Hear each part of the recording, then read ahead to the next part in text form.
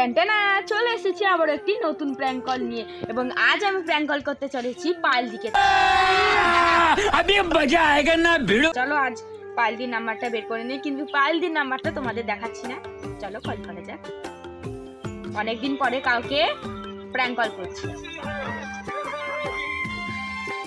Hello hello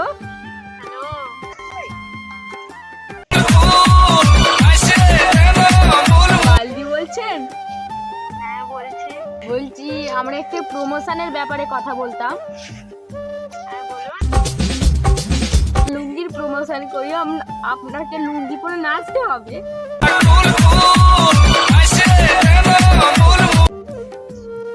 এটা কি prank call হচ্ছে? প্র্যাঙ্ক কল হচ্ছে? প্র্যাঙ্ক কল হচ্ছে? একদমই না, দেখুন আমরা একটু ছোট ব্যবসায়ী, আমরা আমাদের লুঙ্গি অতটা বেশি বিক্রি হচ্ছে না, তাই আমরা প্রমোশন করাতে চাই আপনাকে দিয়ে। আমার তো মনে হচ্ছে এটা প্র্যাঙ্ক কল হচ্ছে। আসলে এটা প্র্যাঙ্ক কল হচ্ছে না, আমি অনেক কষ্ট করে আপনার নাম্বারটা জোগাড় করেছি এবং আমরা খুবই ছোট ব্যবসায়ী। কেটে দিল গাইস, চলো আরেকবার ফোন করি। বুঝে গেছে মনে হয় আমি প্র্যাঙ্ক কল করছি। আরেকবার ফোন করি। হ্যালো, হ্যাঁ প্রমোশনের কথাটা। আপনাকে আমার নাম্বারটা কে দিয়েছে? কে দিয়েছে? কে দিয়েছে? কে দিয়েছে? আমি এক জায়গা থেকে পেয়েছি। কোথা থেকে পেলেন আপনি? পেয়েছি আমার একটি, বলা যাবে না, এটা সিক্রেট।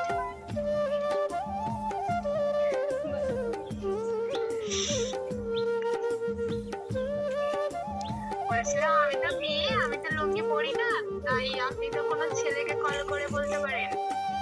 দেখুন আপনি, আপনার চ্যানেলে তো 1 মিলিয়ন সাবস্ক্রাইবার, আপনার চ্যানেলে এই ভিডিওটা আপলোড করলে বেশি ভিউজ আসতো, বুঝতেই তো পারছেন।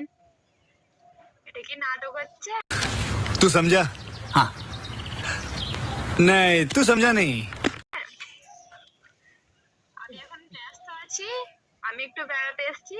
ফোনটা আপনি রাখুন, আপনি রাখুন, আপনি রাখুন, আপনি রাখুন। যা কেটে দিল গাইস। সো এর পরের দিনকে আবারও একবার কোনো একটা ইউটিউবারকে ফোন করব। সো তার জন্য তোমরা কমেন্ট করতে পারো আমার চ্যানেলে, এবং এরপরে কাকে প্র্যাঙ্ক কল করতে পারি সেটাও কমেন্ট করতে পারো। Bye bye.